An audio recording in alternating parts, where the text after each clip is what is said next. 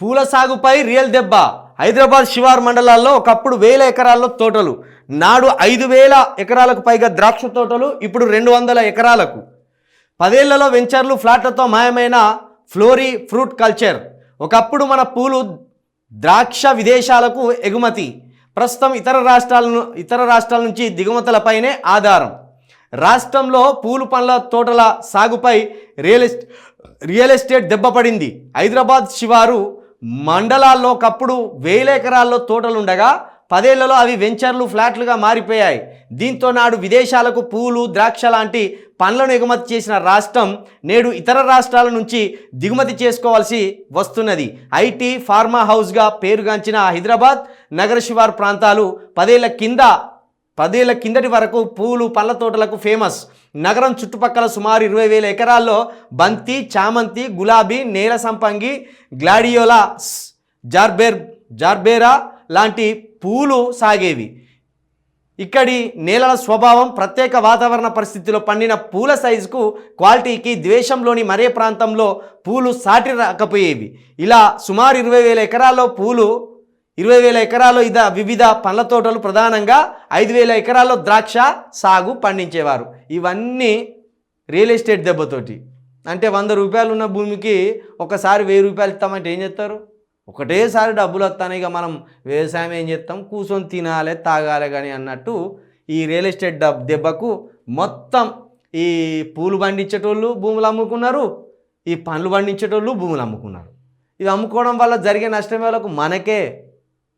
ఎప్పుడు కానీ ఉత్పత్తి పెరిగి ఉత్పత్తి విదేశాలకో ఇతర రాష్ట్రాలకో ఎగుమతి చేసినప్పుడు మనకు సంపద సృష్టించబడుతుంది. మనమే కొనుక్కుంటున్నాం, మనం ఏం తయారు చేస్తలేమన్నప్పుడు మనము అభివృద్ధి చెందాం. ఎందుకంటే మనం ఉత్పత్తి చేసే అవకాశం లేదు, అమ్మే అవకాశం లేదు, మనమే కొనుక్కునే అవకాశం ఉన్నది. కాబట్టి మనం అభివృద్ధి చెందాం. ఇప్పుడు ప్రపంచవ్యాప్తంగా ఇప్పుడు మన దేశ మార్కెట్ ఎందుకు పడిపోయింది? నిన్న డీమార్ట్ అని చైన్ సిస్టమ్ ఉంటుంది కదా, డీమార్ట్లు. ఆ డీమార్ట్ ఓనర్ రాధాకృష్ణ 30,000 కోట్లు నష్టపోయింది నిన్న. సెన్సెక్స్ నిఫ్టీ దెబ్బతోటి 30,000 కోట్ల రూపాయలు. సంజయ్ బన్సాలి అది ఆకాష్ బన్సాలి అని ఇంకో వ్యాపారవేత్త, ఇండియాలో ఉన్న మొత్తం టాప్ 10 వ్యాపారవేత్తలు నిన్న మొత్తం 81,000 కోట్ల నష్టాన్ని చవి చూసింది. ఫారెన్ ఇన్వెస్టర్స్ అనే FII అని ఉంటుంది, foreign institutions investors.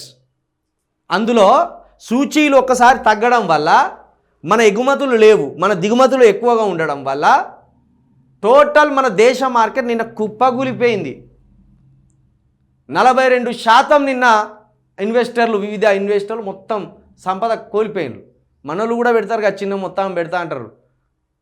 Mutual funds అని ఉంటాయి కదా, ఈ మ్యూచువల్ ఫండ్స్ ఏంటి అంటే ఇతర కంపెనీల్లో ఇప్పుడు టాటా కంపెనీ కావచ్చు, డిమార్ట్ కంపెనీ కావచ్చు, ఇంకో కంపెనీ కావచ్చు, వీటి మీద మనం కూడా ఎంత 1,00,000 రూపాయలు పెట్టవచ్చు, 2 లక్షలు పెట్టవచ్చు, 3 లక్షలు పెట్టవచ్చు. అవి 3 సంవత్సరాలు, 4 సంవత్సరాలు, 5 సంవత్సరాలు ఇట్లా అక్కడ అవి పెరుగుతా అంటే మనకు కూడా ఆదాయం పెరుగుతూ ఉంటుంది. మ్యూచువల్ ఫండ్లో అది తగ్గుతా అంటే మనకు కూడా ఆదాయం తగ్గుతూ ఉంటుంది. అలాగే ఇప్పుడు పండ్లు మనం పండించినప్పుడు ఇక్కడ మనకు ఉత్పత్తి ఎక్కువైనప్పుడు మనకు అగ్గువగా దొరుకుతాయి పండ్లు. మనమే దిగుమతి చేసుకున్నప్పుడు పండ్ల రేట్లు పెరుగుతాయి, పూల రేట్లు పెరుగుతాయి. కాబట్టి ప్రతిదీ ఉత్పత్తి మీదనే ఆధారపడి ఉంటుంది. మనం ఉత్పత్తి ఎంత ఎక్కువ చేయగలిగితే అంత బాగా మనకు ఆదాయం వస్తుంది.